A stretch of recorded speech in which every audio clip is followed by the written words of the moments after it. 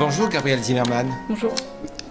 Vous êtes docteur en zoologie, chef de projet en formation et production de ressources à la Fondation La Main à la Pâte. Vous êtes co-auteur d'un ouvrage intitulé « Esprit scientifique, esprit critique ». Mais quelle est l'intention ? Alors déjà, plus qu'un ouvrage, c'est un guide pédagogique, c'est-à-dire qu'on s'adresse aux enseignants. On a eu envie de fournir aux enseignants un outil qui leur permette de monter un projet de science dans la classe, qui permette à leurs élèves de comprendre des choses sur les sciences, de comprendre comment les sciences se font, quelles sont les méthodes, les outils des sciences, et aussi de faire un pas de côté. Donc faire un pas de côté à la fois pour avoir ce recul réflexif sur la science, mais aussi sur la façon dont au quotidien, dans nos vies de tous les jours, on a besoin de prendre des informations sur le monde et de se faire un avis sur le monde qui nous entoure. Donc là, on va un peu sur le domaine de l'esprit critique, et les sciences sont un petit peu la pratique experte de cette pratique du quotidien. On va observer notre monde, essayer de l'expliquer, et les sciences peuvent nous apporter un recul et des outils pour appréhender notre monde à nous et trier les informations qui nous parviennent par milliers chaque jour. Alors, dans la vie courante, comment utiliser la science, la démarche scientifique? Il y a des principes, il y a des règles, il y a des méthodes, il y a des outils. Alors, on fait des sciences un peu comme Monsieur Jourdain sans le savoir. On a besoin d'observer ce qui nous entoure pour pouvoir le décrire à quelqu'un ou pour pouvoir l'avoir bien vu. Donc, on observe. On est confronté tous les jours à des événements qu'on a envie d'expliquer, pourquoi il s'est passé ça, pourquoi j'observe ça. Ça aussi, c'est une démarche en réalité très spontanée, mais à la fois qui peut relever de l'explication scientifique. Une fois qu'on a fait tout ça, on se heurte parfois à des moments où on ne peut pas obtenir ces explications par nous-mêmes. On va devoir s'en remettre à d'autres, essayer de chercher pourquoi il se passe telle ou telle chose sur Internet ou dans un livre. Mais quelle est la bonne information? Ça aussi, c'est la vraie question. Comment reconnaître une bonne information d'une information qui peut même parfois nous être préjudiciable?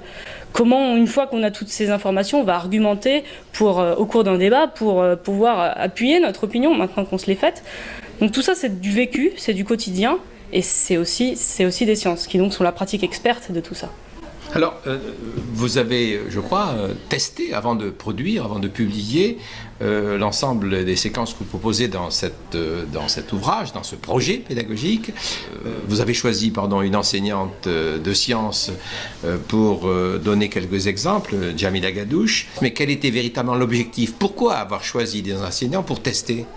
Alors, ce module, ce projet, ce guide, cet ouvrage a été conçu par des gens qui sont déjà des scientifiques et qui collaborent depuis de nombreuses années avec des enseignants.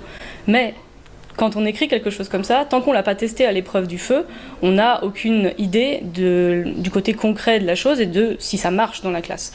Pour savoir si ça marche dans la classe et pour éventuellement le réécrire à la lumière de la classe, il faut le tester et le tester dans un maximum de conditions différentes. Donc on l'a testé dans 50 classes, des classes en milieu rural, urbain, en zone très favorisée ou en zone défavorisée, en REP, avec des enseignants qui avaient déjà fait des sciences, qui étaient des vieux routards des sciences ou des gens qui n'en avaient jamais fait, des gens qui avaient déjà fait un peu de la main à la pâte, donc beaucoup de manipulation, et des gens qui faisaient que du frontal. On a fait de tout et on a tout réécrit. Le document Word était rouge en entier. Et donc à la lumière du terrain, on a pu tout réécrire et aboutir à un ouvrage qui finalement est un compromis.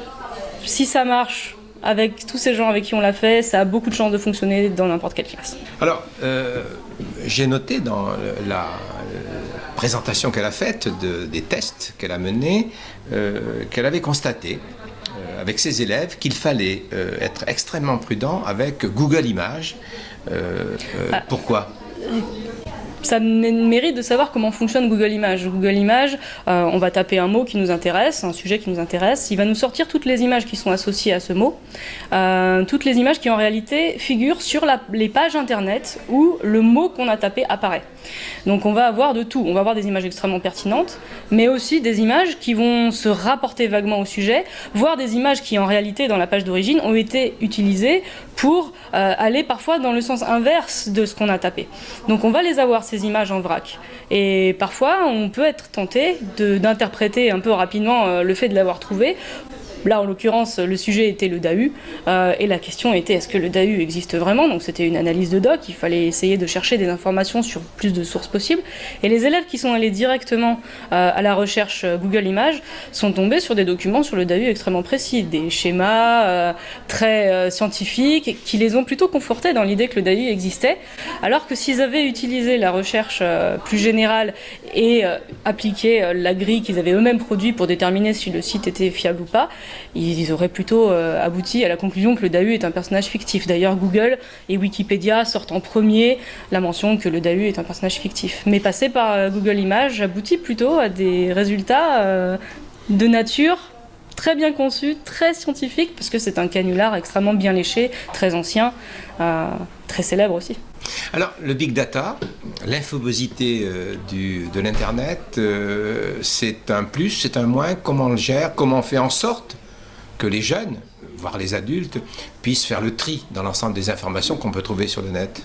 Bah, il ne faut pas se mentir, c'est une chance inestimable que d'avoir accès à toute cette information, qu'elle soit disponible, universelle. On trouve votre thèse?